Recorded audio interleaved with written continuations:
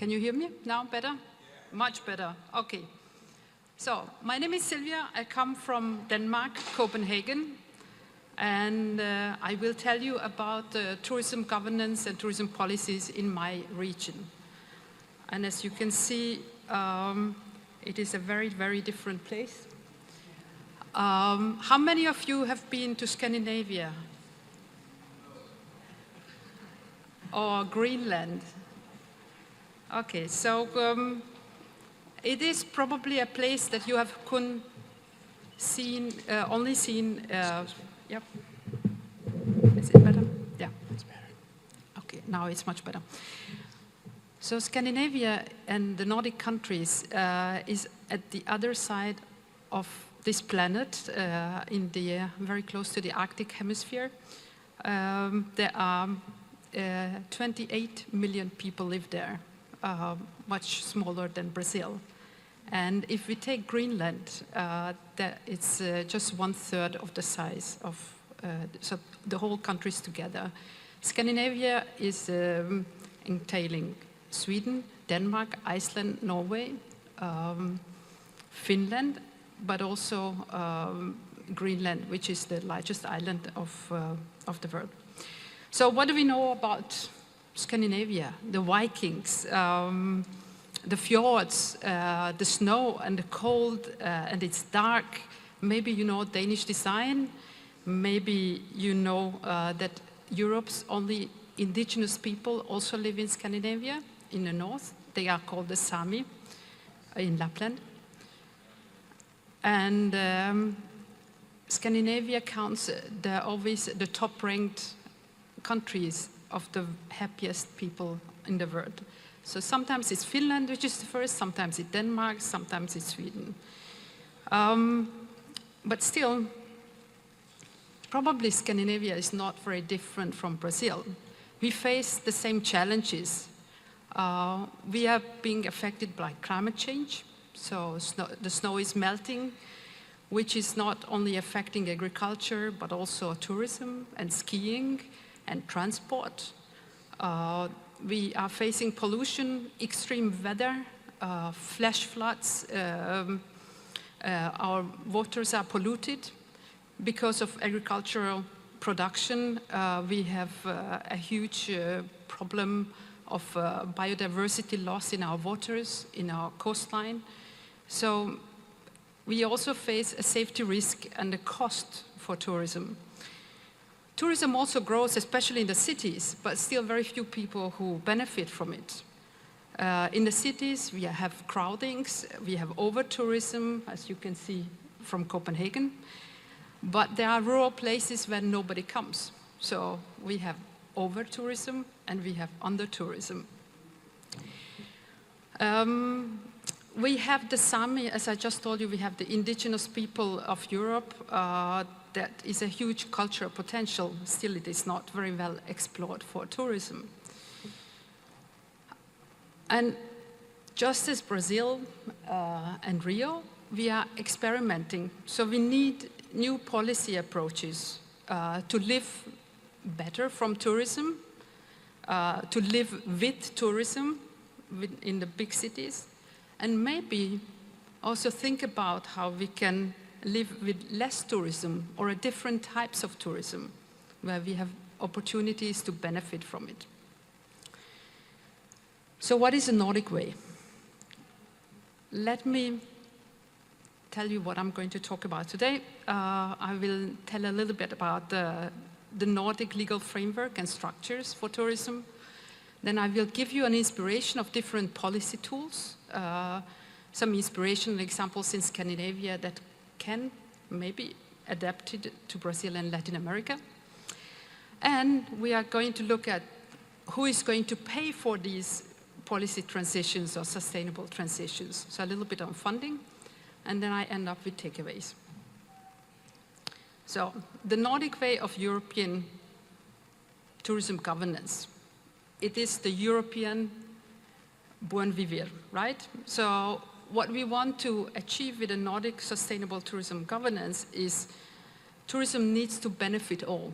It has to focus on the well-being of all species, of all people, and the rights to resources, to clean water, to a nice living for everybody, not only for tourists. So we need to think about how we better distribute the costs and the benefits from tourism. We need healing. We need regeneration for the environment and from the communities.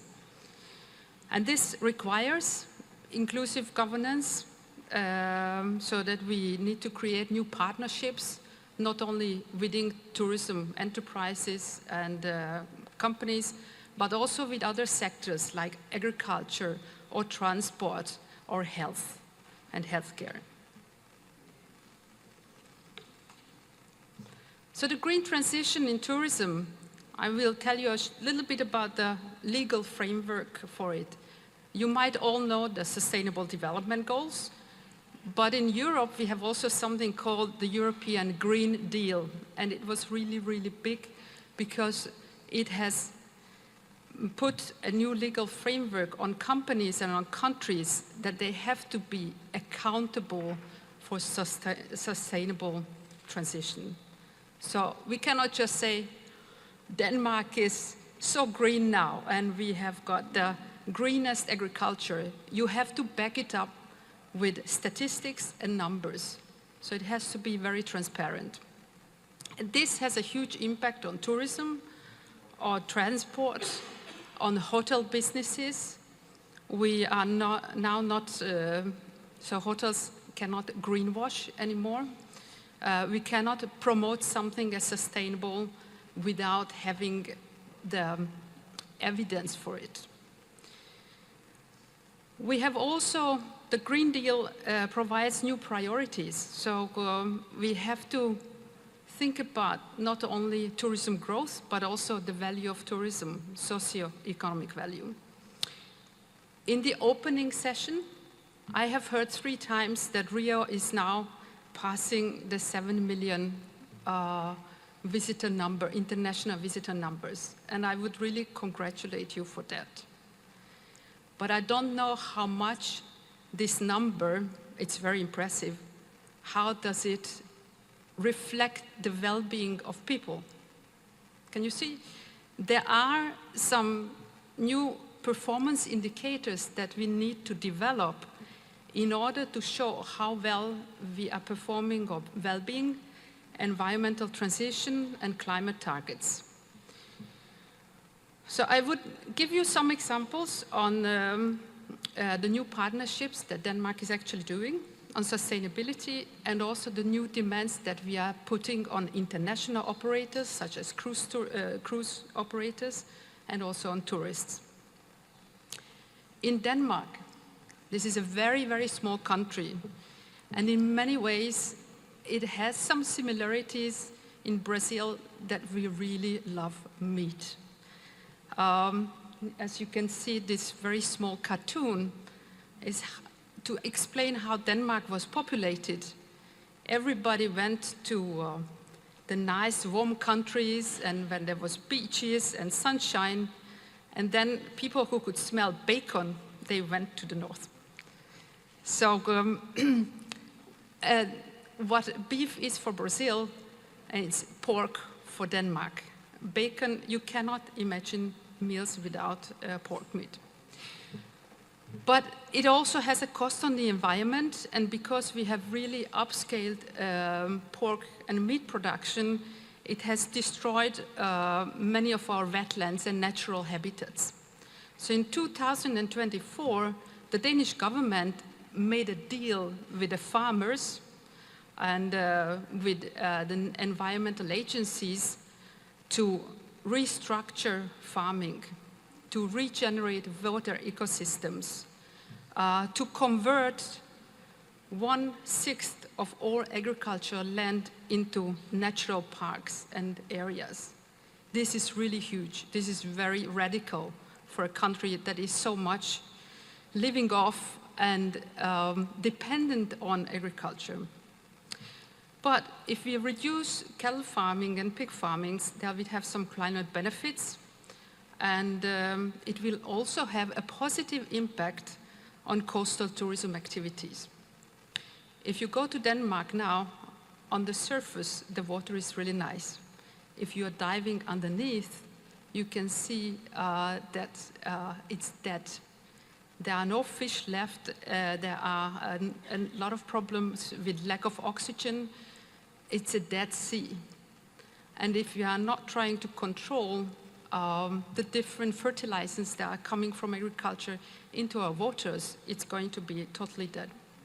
So just as I have heard that you are working with regenerating waterlands in Brazil, we are doing the same.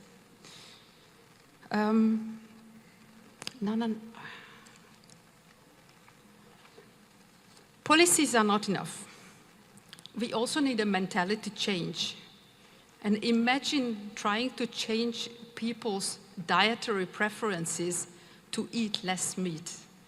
I think that in Latin America it's a big thing. It's also a big thing in Denmark. We need a micro-level green transition.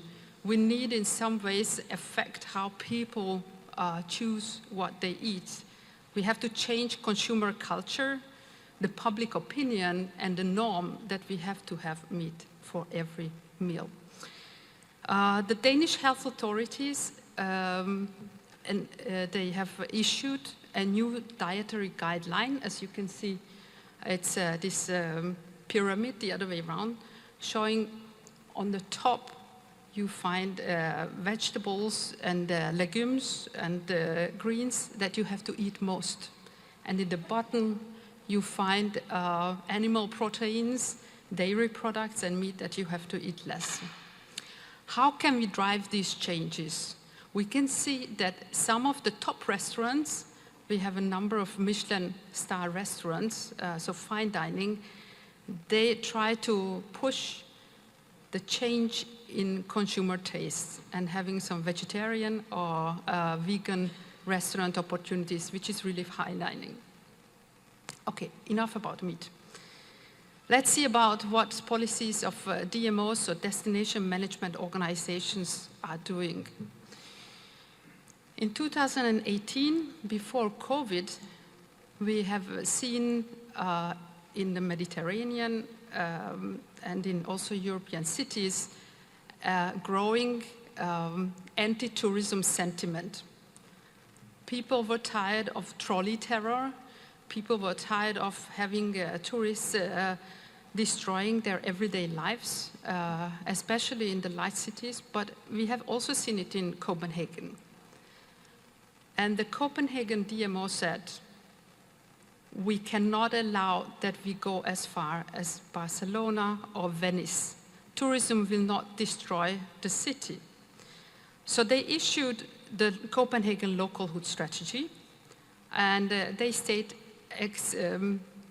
explicitly, tourism only succeeds in Copenhagen if the residents will benefit. And we are integrating tourism with other policy fields: urban planning, mobility, green transport, environment, and culture. And the DMO is not just a destination marketing organization. It's a destination marketing and stewardship organization. So they have a stewardship mandate. We have to keep and help the city flourish. So we have an all-inclusive strategy that was just this paper. The policy was just issued last year, and it has 3 big goals, very nicely going again with the green transition. The goal 1, tourism in Copenhagen should accelerate the green transition both locally and globally. And these kind of intentions, they are actually obliging to do things and think about differently. The second goal, tourism creates enriching encounters and lasting value. This means that we have to rethink how local residents and tourists meet. That when we meet, it has to be a unique, enriching experience for both parties. Last but not least, tourism in Copenhagen should create larger social and economic value for more people. So more tourism has to be more value and for more people. This kind of destination change has to also be backed up with new indicators. And together with the OECD and a couple of researchers in the north of Spain, in Italy, and also in Denmark, we have developed a very complex list of indicators. As you can see, we are not only looking at the economic benefits of tourism, but also we have now indicators to measure local community satisfaction with tourism. Also with inclusive tourism employment, accessibility measures, environmental measures, how we are going to perform on our climate goal targets. So as you can see, there are a lot more complex way to express the value of tourism. I will not go into the details and the dashboards of Tourism for Good for Copenhagen, but let me just tell you a number of policy tools from around the Scandinavian countries. I will tell you a little bit about destination climate budgets and different ways of managing visitors in vulnerable areas. So now we are going away from Denmark, going up to Oslo, and I will show you, I hope that this video will play, but a way that Oslo have introduced a new way of budgeting greenhouse emissions as cash in their annual financial plan. This means that they have quantified reduction targets for tourism operations. We have to reduce the emissions of CO2 up to with 95% of the 2009 baseline. Action needs to happen now to prevent the worst climate change. And cities are where that transformation is critical.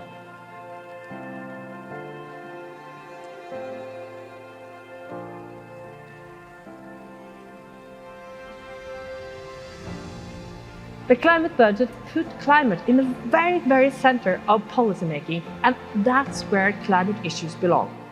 And by having a climate budget integrated into the city fiscal budget, we can plan better. I Oslo har vi et mål om at sykkel, gange og kollektiv skal være førstevalget, og hvis du velger å bruke bil, så skal det være en elbil, og det legger vi til rette for. It's a joy to go around with a bike. Definitely the fact that there is bike lanes and you can bike safely is such a good way to get to work. Jeg tar alltid båten når jeg skal til byen. Synes jeg at det bra å vite at den slipper ut mindre. Now you can just swim in the middle of Oslo, and that is amazing. It's important for me to live in a city that prioritizes climate, because now I can have a bit of nature in the city. I can go out, feel free.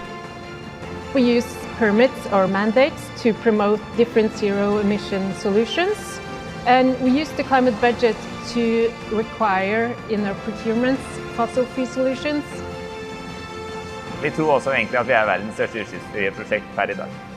Dere bare går ut på plassen her, hører hvor stille disse elektriske maskinene sammenlignet med de bråkete dieselmaskinene.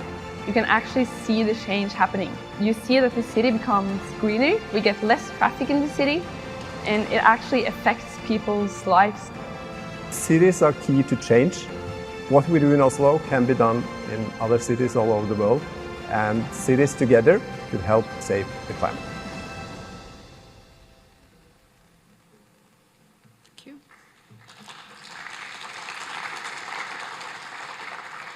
Okay, we are not done yet.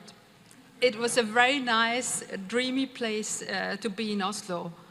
But remember that those kind of aspirations also have an effect on destination marketing, which means that we have to be more efficient in promote sustainable consumption, asking tourists to eat local food, buy local products, participate in low-emission events, use electric vehicle or bike or go on their feet, use public transport around the city, And it also means, and actually Norway has done this, they are no longer making any campaigns to attract long-haul markets, because they say, if we want to be zero emission targets, if we want to achieve our greenhouse reduction targets, we should also see how many people are flying in from the other side of the world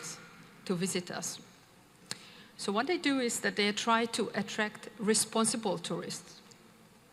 As I have told in the beginning of my presentation, Denmark, Norway, and Sweden is not very well populated. There are a lot of natural areas without any people. So how can we make visitors to act responsibly there? Instead of doing bans, we have issued different code of conducts that we say that they can have some micro rules how to behave in nature. In Greenland, I participated in a research when we tried to do pledge-based nudges. So that means that we asked visitors, cruise visitors, to sign that they are not going to hurt the environment. And just by doing it, there are fewer people who have actually created some problems. Also, we realized that consuming nature is not free. There should be a price on sleeping, putting up your tent or parking out on the wilderness. And there are, in many Nordic countries, we have developed different digital apps that tourists can pay for staying in nature. What about big cities? How can we make tourists behave more sustainably? Probably you have heard of a new innovative project by the Visit Copenhagen. It is called Copen Pay. And it means that we ask visitors to help with collecting garbage or bike to the city or participate in different sustainable product consumptions and live like the locals, because locals in Copenhagen live very sustainably. And then what's in it for the visitors? They can get some vouchers, so they actually, for their labor, they can get free museum entries or a free coffee or free consumables. And this has been a pilot project 2 years ago, and now we are actually, so that was last year, that was 24 attractions. Now we have over 100 attractions who are participating in the Copen Pay network. A crazy idea, right? That you use tourists as labor.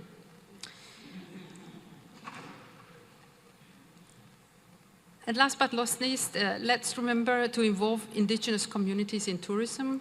We had the fantastic presentation earlier on with Lupe and the others on transforming futures. But we also have it in the northern part of Scandinavia. We try to help to have a respectful practice of traditional life ways. We are taking visitor guides from indigenous communities rather than somebody from the outside. And we are promoting Sami craftsmanship and standards with having the Sami-made label there. So it's all nice, but who is going to pay for all this, right? That is all your questions. First of all, we have to think about no more free riding. Everybody has to pay. We have to have a fair financing of the commons. Large operators, airlines, cruise companies, and also visitors, they have to contribute to covering the costs of environmental problems. So Iceland has now a national accommodation tax as of last year. They have asked arrival fees for cruise operators. And in Norway, they also, municipalities are now collecting visitor fees when visitors are staying for less than 3 nights. Okay, so we are not trying to tax everybody, but the ones who are the least profitable. And these fears in Iceland and in Norway are earmarked to cover the negative impacts of tourism: waste, pollution, trail maintenance, amenities, ecological degradation. What about cruise? I think that you also have a lot of cruise tourism, and it's growing globally.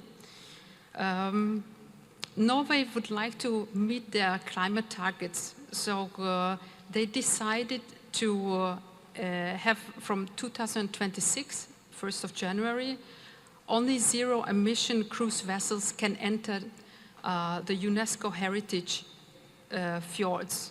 So there are 2 or 3 fjords in Norway that are World Heritage. You cannot sail in unless your cruise ship is driven by electricity. And all ships for all fjords must be zero emission by 2032. This is a radical and very strong demand. So Norway tries to incentivize cruise ships by installing shore power, so that cruise ships can charge the boats when they come into the fjords. And that facilitates operator compliance. And residents, of course, they are all into this. They support environmental benefits because they can see that when cruise ships are electric, there is less noise, there is less pollution, the air quality is much better. Far more. So, 2 more slides. Who can pay for these things? We can talk about fee-based payments, which is that we look for monetary benefits. And here we can say we are going to charge short-term tourism, especially to tourism hotspots. If people are staying less than 3 overnights, cruise transit, day visitors, they have to pay the most. It can be charged by a percentage of room rate or a fixed fee. We can also incentivize that people should come outside of the high season and try to ask people to come at another season if we have a seasonal modulation in those fees. We can also think about having tourists to pay in kind with the labor, with their hands, with their other contributions. So we can reward tourists in sustainability efforts. We can see them as resources to clean waste, to clean trails, to rescue biodiversity, and reward them. We can also involve local residents in developing these kind of in-kind payment models that helps them most. An interesting example was happening in 2020 during COVID at the small islands of Faroe Islands. They were simply totally damaged by over-tourism, and the trails were degraded. So they said, now we close the islands. It's closed for maintenance. Tourists are not allowed to come unless they want to help volunteering. And it was a change of how you package tourism experiences, but it was also a marketing gig. And this campaign was just going through globally because everybody said, okay, so you're closing the islands, but how do you want to have more tourists there? So, some takeaways. I think that there are many ideas that you can maybe adapt or adopt in Brazil and in Rio. And I have a very, very long list here that I don't think that I'm going to go all through here. But some of the activities to sum up from what I was talking about.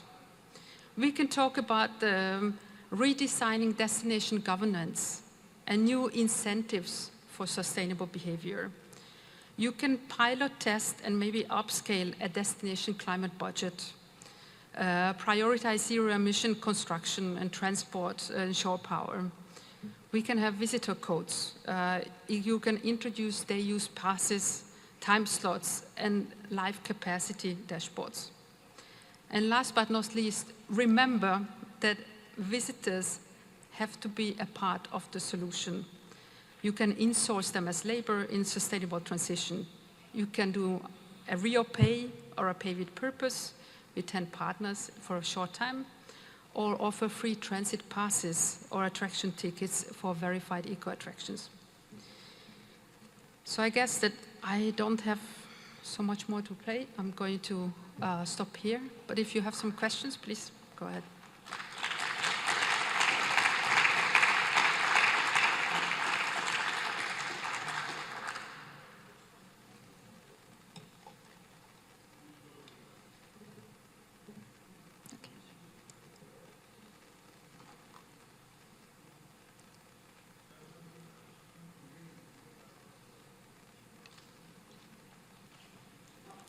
So, any questions? Yeah.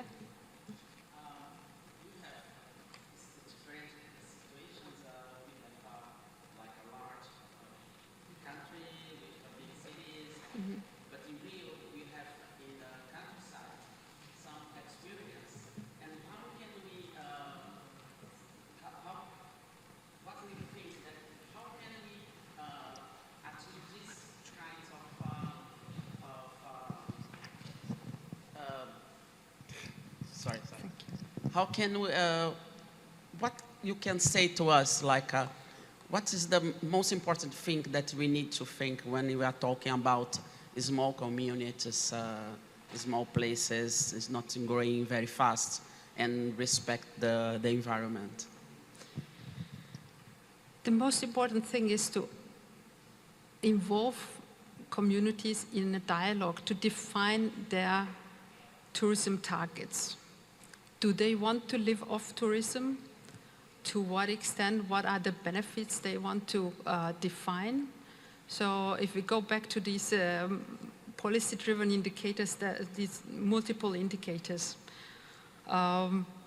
we have to define other targets than we want to have 1 million tourists a year, or we need to have. So think about how many jobs tourism is created. How are the benefits from tourism are redistributed, and how do we want to welcome our guests? Thank you. Vou perguntar em português para ficar mais fácil. Yeah, okay.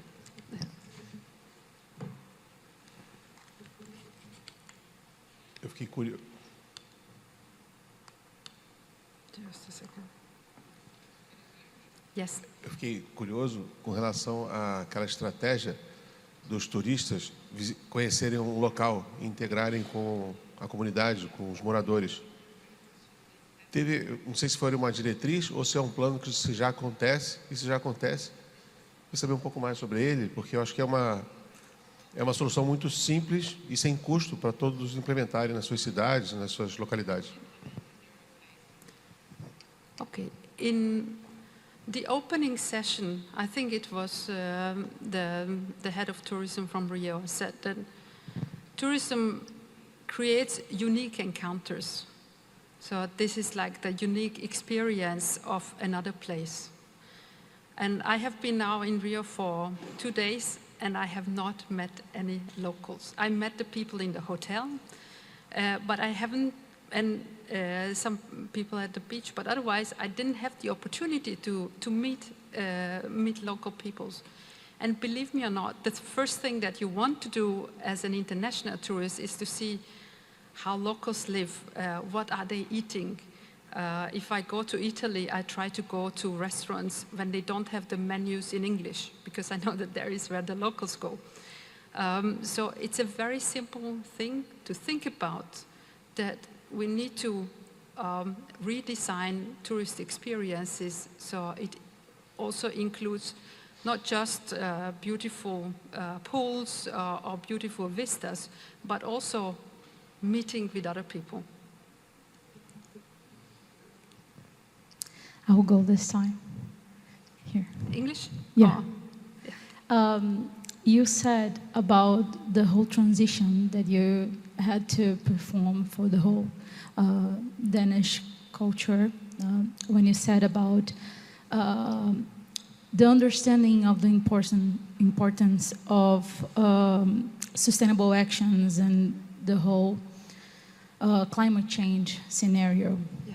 So I want to ask you about the policies for the changing the culture and education of Danish people. How long did you start noticing like real transformation for this? And how do you think, like, in what were the main actions that really, how will I say, that worked? I want you to give us a little bit of the explanation on the main actions that you did for the population so they can change and transition for the well, Okay, yes. Yeah. Transition doesn't happen overnight, right? And you have to think of different initiatives targeting at different parts of the population. I'm sure that the diet transition, for instance, to eat less meat, would not go through with people like me or older. But if we look at the younger generation, we can see that they are flexitarian, so they eat much less meat, and some of them are vegan. And it is also the same with a sustainable mindset. We have now introduced, of course, different ecological training in primary school and even shorter.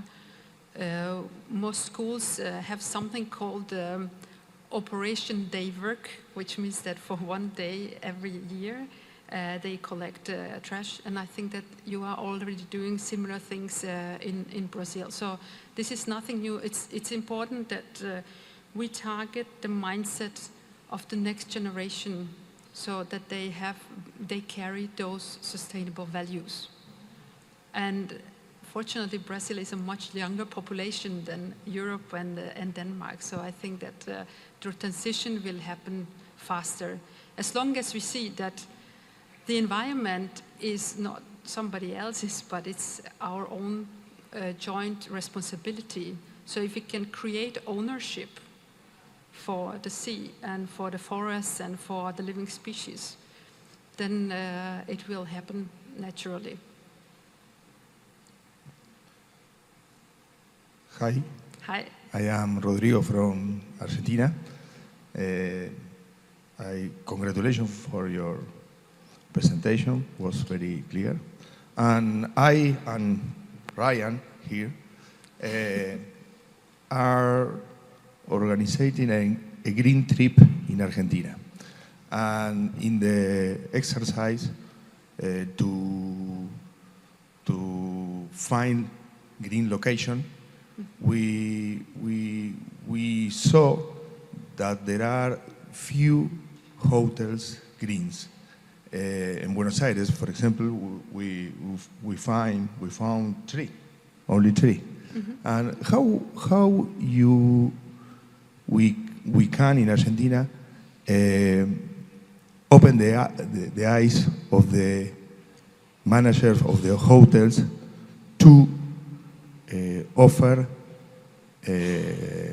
green services in the hotel, for example.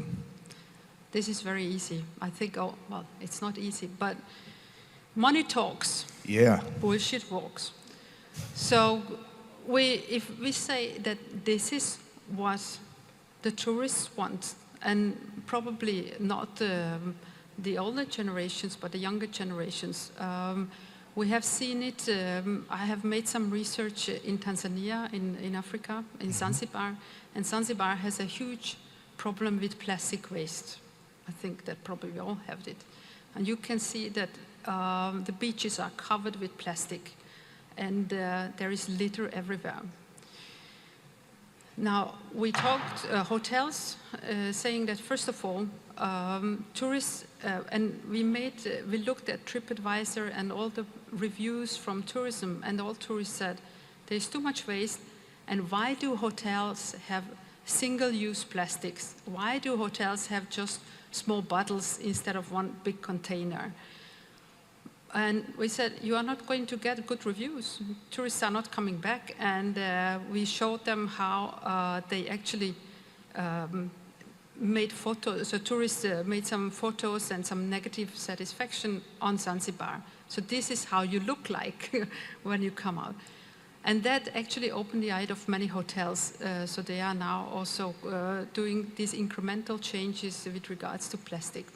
I think it's very important not to forget to see that the customers would like to have more green choices. The customers would like to have the opportunity to, for instance, water-saving showers. In many places in the Mediterranean, we have problems with water shortage. So now we have put on, it was also a research, one of my colleagues have done it, a research when we put on a shower timer. So you can see how long you are showering. And it was like a gamification. Without a timer, you sit down for 5 minutes. With the timer, they took much shorter ones. So I think that it's a money issue. Sustainable choices is cost-effective for hotels as well. Yes, sir. Thank you.